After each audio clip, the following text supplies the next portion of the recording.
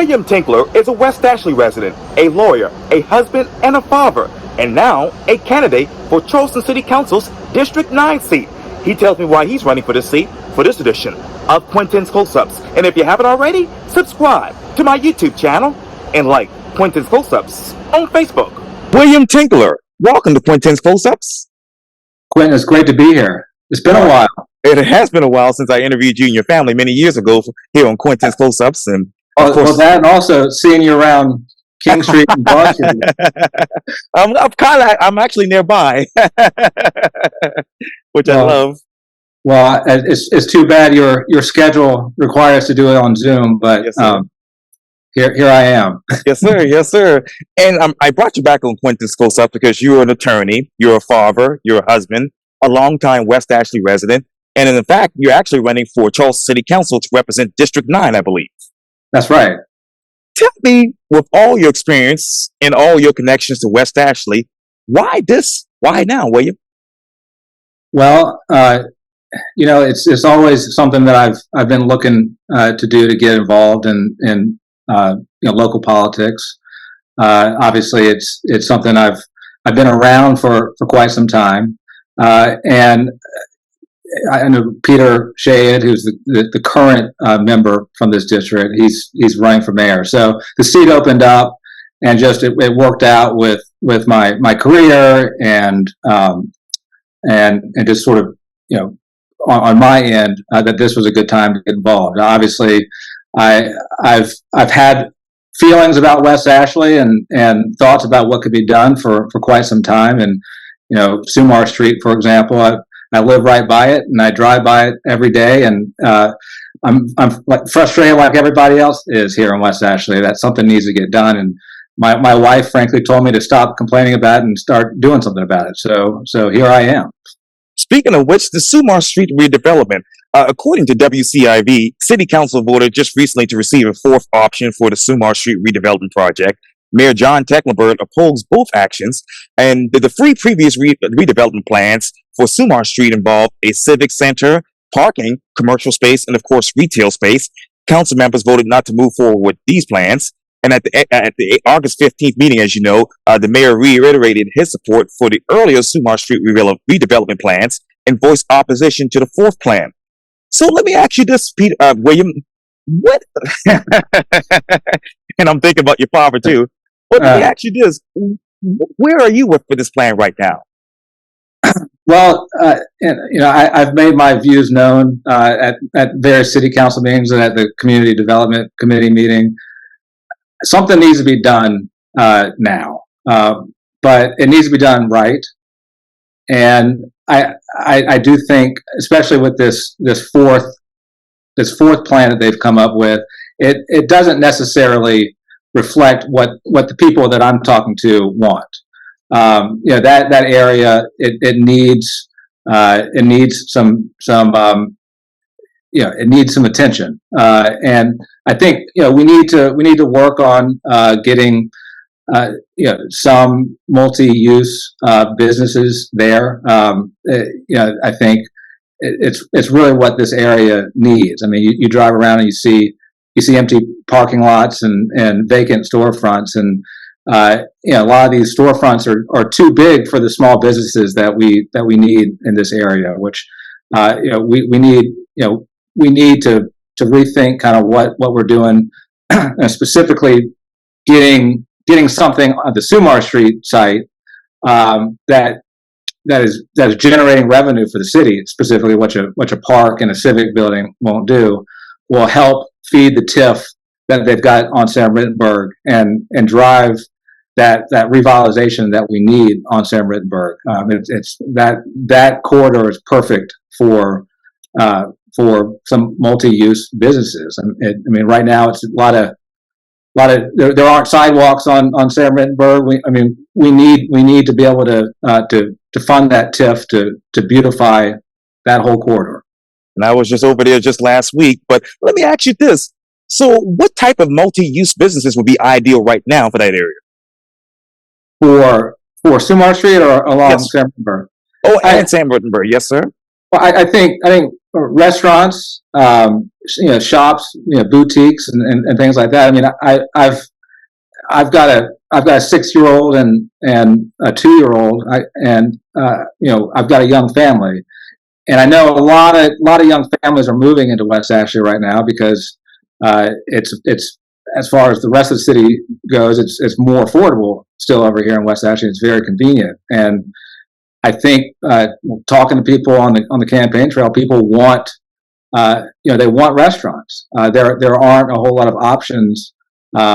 There's some, but there aren't a lot. We just had one closed down not too long ago over here in West Ashley. So we need that. But the bottom line is the intent of the Sumar Street plan is to be a gathering place, and by gathering there, you can have boutiques and restaurants and things that people want to buy. So it's bottom line is there's a demand for this kind of stuff. I feel that there's a very strong demand, and we need to do something about it. The city needs to do something. And I know there's a TIF right now for Sam Rittenberg. So how much money is that generating for the city currently? I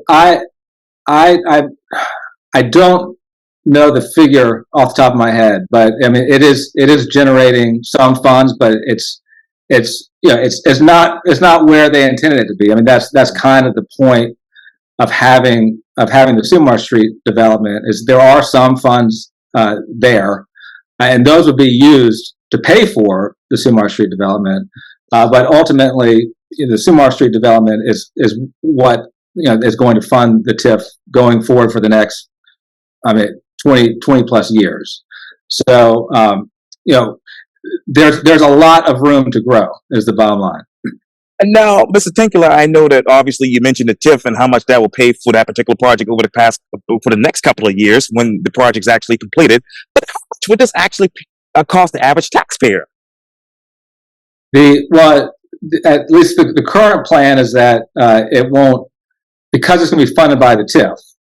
That the TIF funds are separated from the other funds. So there's not, at least there's not an expectation that it's going to increase any property taxes for the area. So I mean that's one of the big benefits of all of this, is that we can do something. We have the opportunity to do something, the means to do something, and part of it is just getting people to understand that it's not going to cause a meaningful change in their property taxes.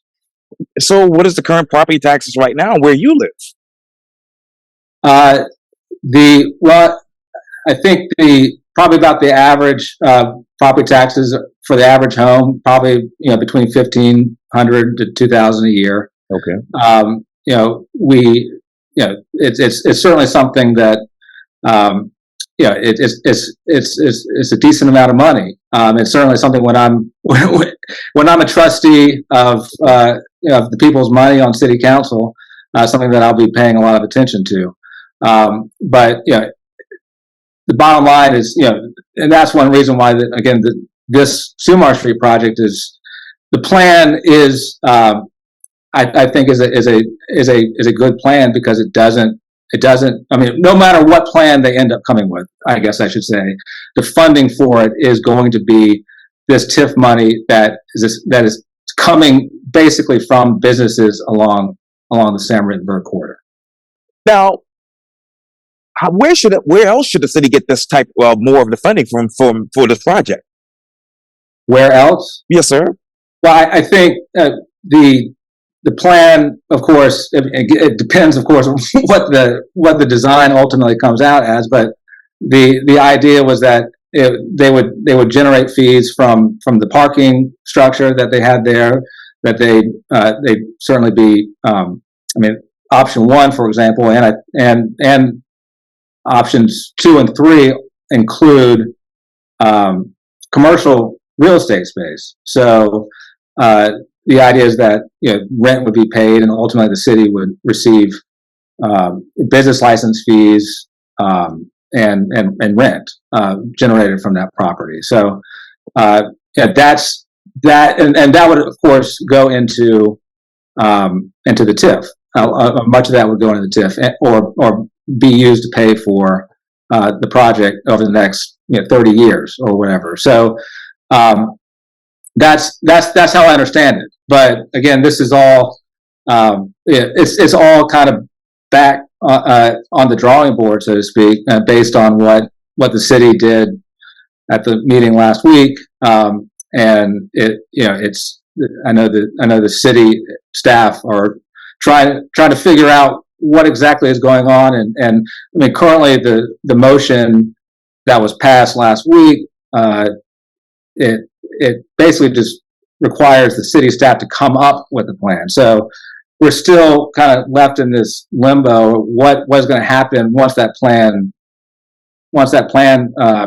is presented, months from now, probably, whether what's the composition of the city council going to be then? Are the other plans going to be back on the table? So it's still the bottom line. The question has not been settled at this point. So let me ask you this, Mr. Tinkler, what other plans from the previous, plans do you want back on the table? I think part of my concern, I think most people that I've talked to, they're concerned about the park and the civic space is it doesn't generate revenue, but I mean, who's going to use it? I think part of even the county is looking at that area and trying to look at improvements to intersections and crosswalks for pedestrians to get over to Sumar Street, which is in a very unsafe area. They call it the suicide merge. Everyone mentions the suicide merge, but Sam Rittenberg and Old Town Road are they're heavily trafficked roads, and there's a legitimate question in my mind, and I think everyone's mind is like, what are you going to put a park in the middle of this intersection, basically? On top of that, you got Charlestown Landing, you got the county has a park next to that, and the city just came out within the last year with the Carl Richardson Park, which has meeting space, and you got Lenovar Park, and there are a lot of parks already around here. If what you need is stuff that people are looking for, and that is businesses, small businesses, restaurants, boutiques and shops, and places that people can enjoy and benefit the economy. In that plan, Mr. Tinkler, do you believe an underground parking garage would be ideal for Sumar Street?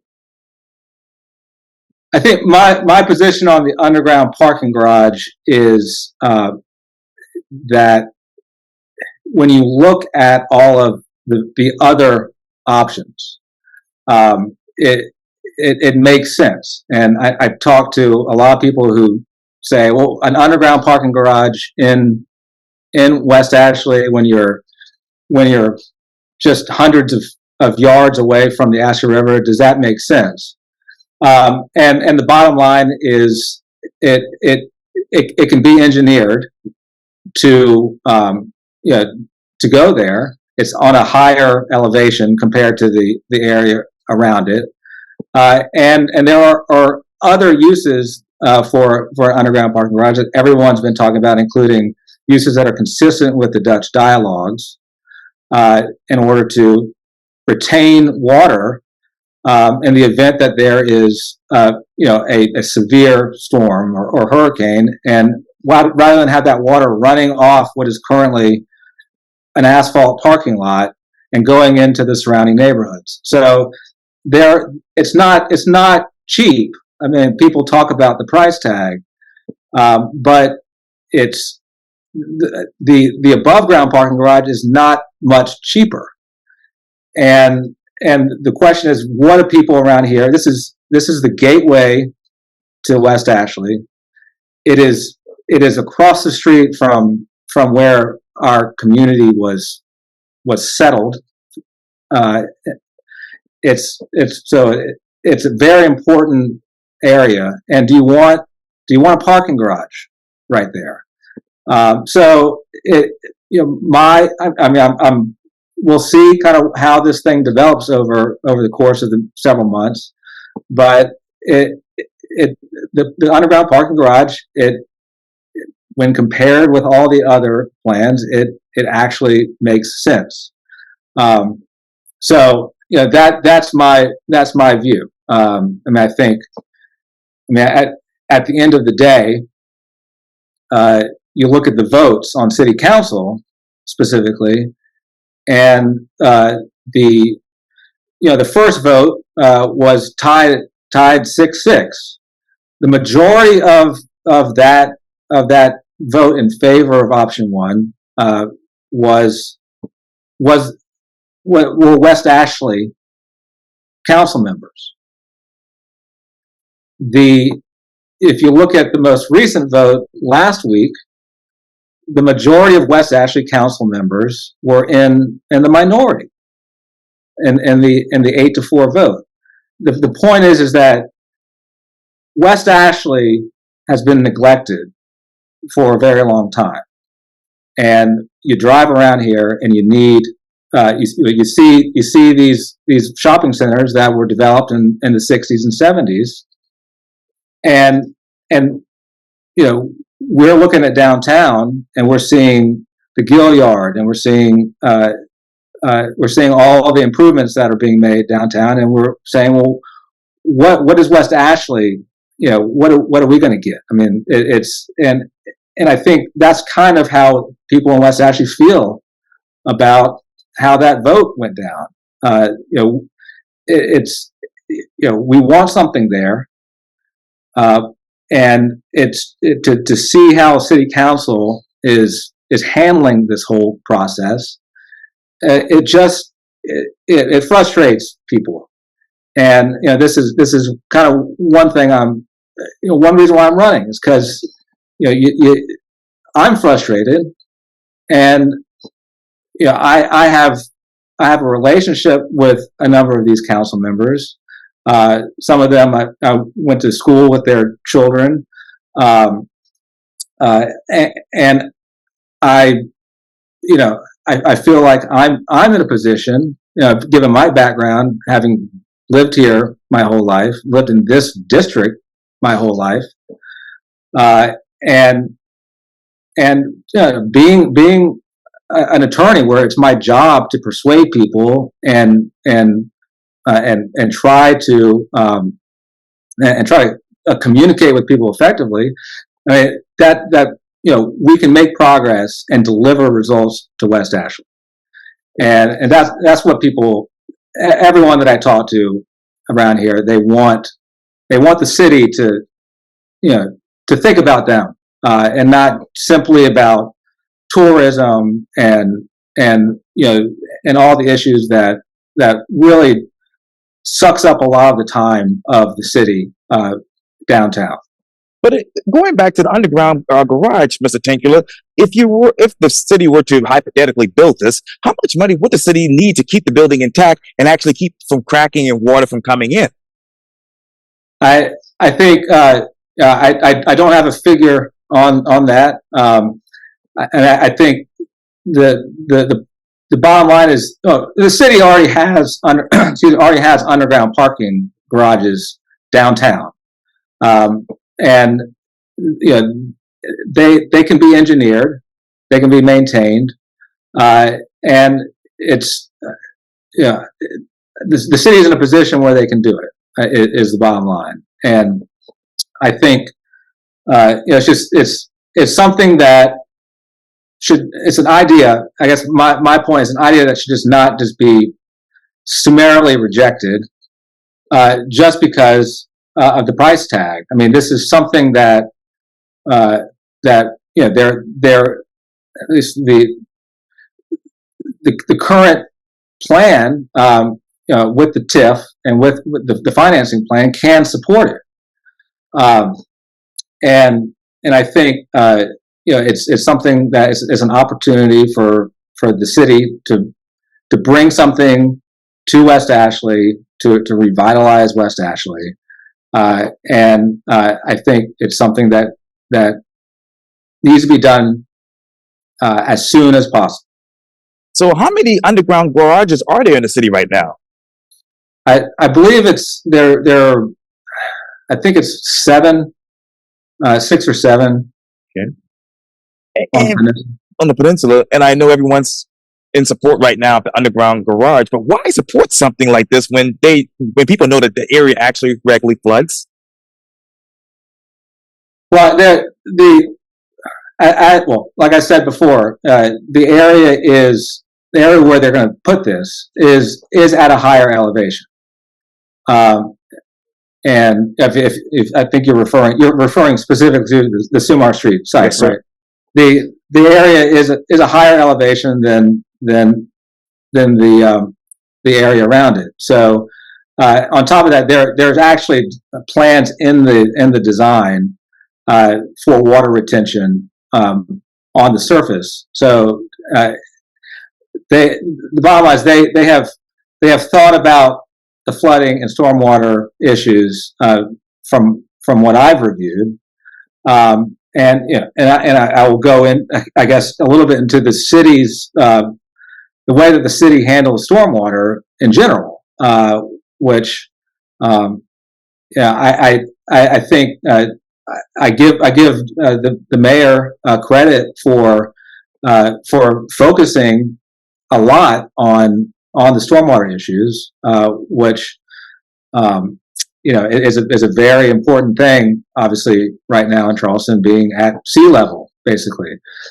So the city has some of the most stringent stormwater rules now in terms of developing new sites in the country. And I think these are things that going forward when we develop properties, these are legitimate questions that need to be asked, and I'm confident that those questions were considered in the plans for the Sumar Street site.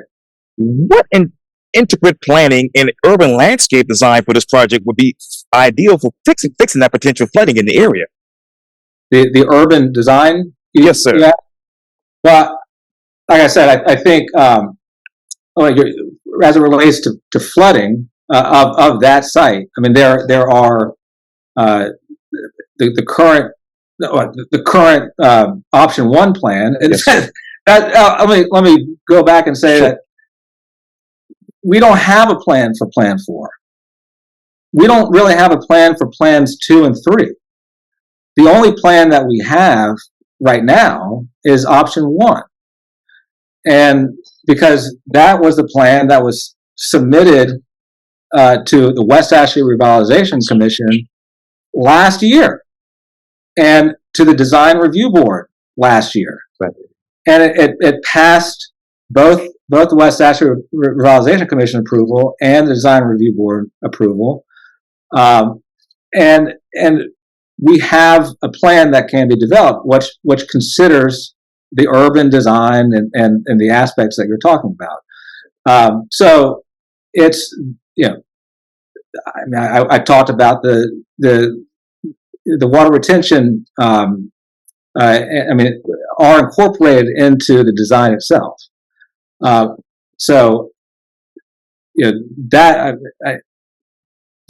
the plan, I guess, is the short answer to that, is to be able to retain water on the site, and then in the event of a massive storm, torrential downpour, there is the option to use the underground parking facility as a storage basin temporarily, and slowly release the water so it's not ending up in Northbridge or Charlestown Estates too. So that again, that's the only plan, and we'll see ultimately what happens with the current situation right now with Plan 4. But again, I go back. I live within 500 yards of this site. I've got a 2-year-old and a 6-year-old, and they're growing up, and I want them to be able to experience something on Sumar Street, because it's been 6 years since they purchased that property. It's been 10 years since the Piggly Wiggly shut down. I've had conversations with people over here in the district and who've lived here for a long time. They remember the Piggly Wiggly as a gathering place. There was a time when the Piggly Wiggly was the only grocery store around here, and people would hold PTA meetings, and you'd see your elected officials buying milk, and that we can bring that sense of community back to that site. I mean, it is perfectly situated for that. And in fact, they've been trying to put something there for 25 years. I know because I went to the meetings about it almost 25 years ago. So something needs to be done. Yes, sir. Sorry, but there's bugs out here. But let me ask you this. You talk about, obviously, that area. So what are the regional growth pressures that you see forthcoming? Well, I've talked a little bit about, in my campaign, about West Ashley specifically. Obviously, the city of Charleston is a desirable place to live, and we can't stop people from wanting to live here. So we are experiencing growth issues. In West Ashley specifically, I'm as someone with young kids, I'm seeing the young families moving in to West Ashley. West Ashley it's everyone who lives here knows it's probably the most convenient place in the city. You can get downtown within 10 minutes, or you can hop on the interstate and get out of Charleston, within 5 to 10 minutes. It's a very convenient place over here in District 9, and people like that. They want that, and they're bringing their families, the young families, and they're moving here, and it's causing bottlenecks. I'm experiencing it firsthand. Good luck getting off of a waiting list for a daycare. I mean, my youngest son, we take him to daycare in North Charleston because there aren't any available daycares here in our area. Little league sports, schools, swim teams, they're bursting at the seams, and the city needs to think about that, and look at, we've got parks and recreation. How do we accommodate what I see are more and more children? It's a great thing. It's why I think develop or looking at Sumar Street as a place where people, families, and children can gather is a very important thing. So the bottom line is, that's the growth that I'm seeing here, and the best way for the city to address it is to look at what do we do with the kids. We need to focus on parks and things that can help basically the families of this district raise our future. So that's one thing I've been talking about. Another, obviously, as it relates to growth, is traffic. Everybody over here is very frustrated with traffic, and there are ways to address that, and arguably, doing something like what we're talking about at Sumar Street is a way to address traffic. One, because it gets the county involved, who has control over the funds for most road projects, and it gets them involved because they have to look at pedestrian safety. How are we going to there's several intersections in the district right now that are on the list of projects that the county is looking at, including Donahue and Charlestown Road. There's Amberley, and then the Orange Grove Sam Rittenberg intersection is going to be addressed too. And this is we need to, when we do these projects, we need to be thinking proactively about growth and the inevitable growth and how to accommodate that growth and the flow of traffic, which, and aside from that, just thinking proactively about, other ways of getting around, like whether it's public transportation or, more multi-use paths around the district that can accommodate golf carts or bikes, or just people walking from Northbridge to Charlestown Landing or something like that. So, growth is going to happen. I see it happening right before my eyes, and the city needs to be proactive about it and think smartly about it. Now, I have 7 minutes left, but where exactly should the multi-use paths be located in District 9? Well, I think putting them along Old Town Road. There's space already along Old Town Road and along Sam Rittenberg, basically from the Orange Grove intersection all the way down to Northbridge Park. That will certainly make it a lot easier for people to get to Northbridge Park. I mean, right now, if you're in Sandhurst, you got to cross Sam Rittenberg, and that's you're putting your life in jeopardy. So I know Councilman Waring has been pushing for multi-use paths on Sam Rittenberg. Going basically from the intersection, the Suicide Merge intersection, over towards 61 and beyond, where there aren't currently any sidewalks on much of Sam Rittenberg, and these are things that, of course, need to be addressed with going forward with the TIF. I mean, that's exactly why the TIF exists, is to do that kind of stuff. So those are the places where I think multi-use paths can be installed and be used by the public. And you talked a lot about parks in this particular interview.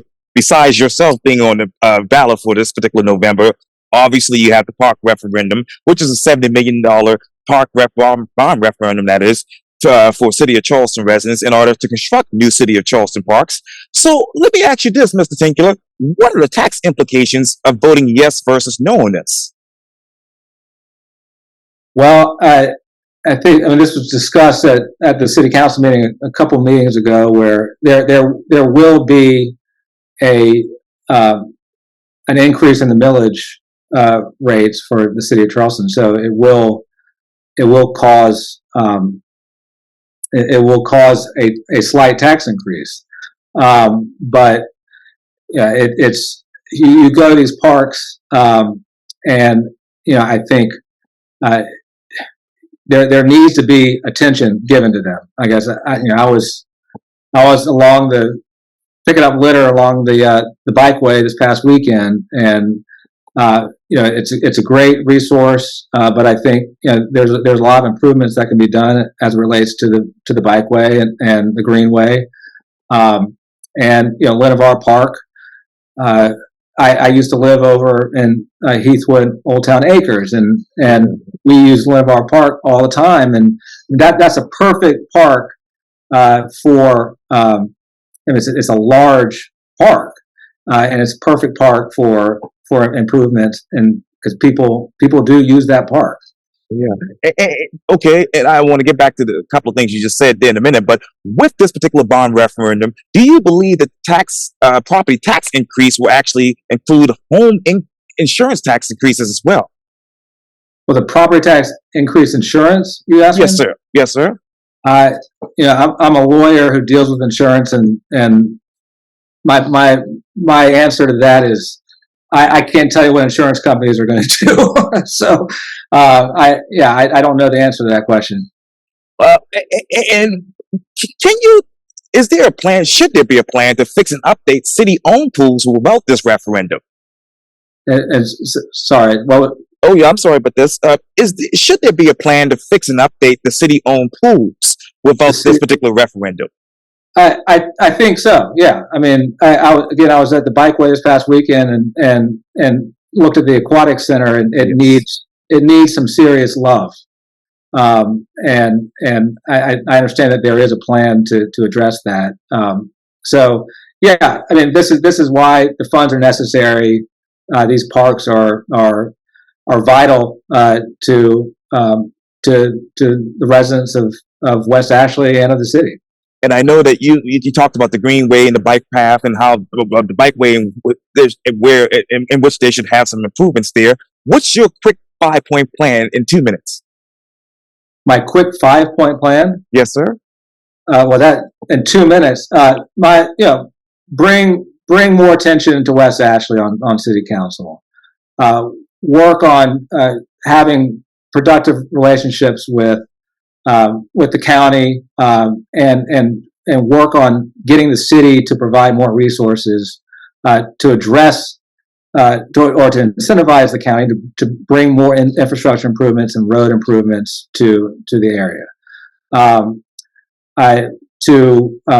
Like I said, address what I see as a bottleneck with children and recreation.